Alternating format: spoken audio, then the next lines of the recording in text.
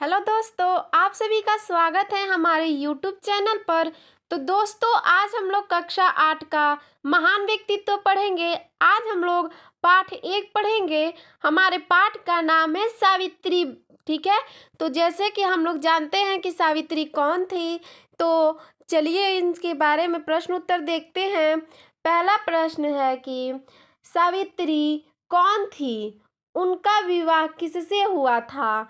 तो इसका उत्तर हो जाएगा सावित्री राजा अश्वपति की पुत्री थी। उसका विवाह सत्यवान के साथ हुआ था। यानी कि सावित्री जो है, उनके पिताजी का नाम अश्वपति है और उनका जो पति है उनके नाम है सत्यवान। तो चलिए आगे देखते हैं। 2 नंबर प्रश्न, सावित्री के पिता सावित्री का विवाह सत्यवान के साथ क्यों नहीं करना चाहते थे।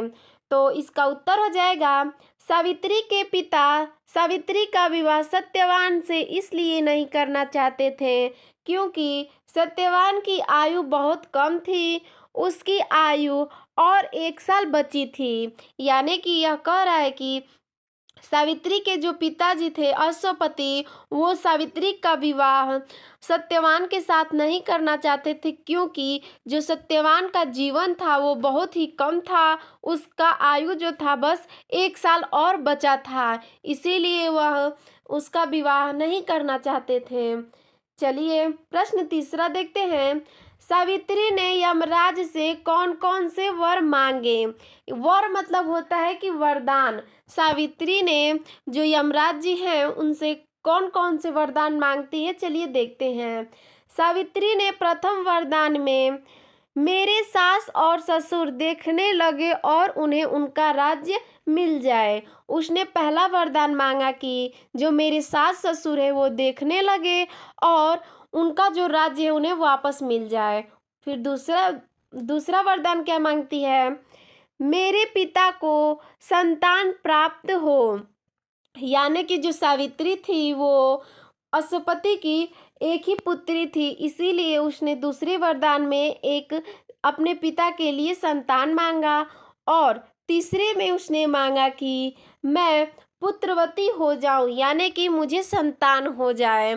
चलिए देखते हैं प्रश्न चौथा, यमराज ने सत्यवान की प्राण क्यों छोड़ दिए। तो इसका उत्तर हो जाएगा यमराज ने सत्यवान के प्राण इसलिए छोड़ दिए क्योंकि उन्होंने भूल से सावित्री को पुत्रवती होने का वरदान दे दिया था और यह सत्यवान के बिना संभव नहीं था। दोस्तों, इसमें यह कह रहा है कि जो इसने सावित्री ने तीसरा वरदान मांगा था कि मैं पुत्रवती हो जाऊं, तो भूल से यमराज जी ने उसको पुत्रवती का वरदान दे दिया था। तो इससे यह होता है कि जब सत्यवान ही नहीं रहेगा तो संतान की उत्पत्ति कैसे होगी, इसीलिए यमराज को सत्यवान के प्राण छोड़ने पड़े। चलिए प्रश्न 5वां देखते हैं। इस कहानी से क्या शिक्षा मिलती है। जो यह कहानी है सावित्री की, इससे हमें क्या शिक्षा मिलती है। तो देखिए क्या मिलती है।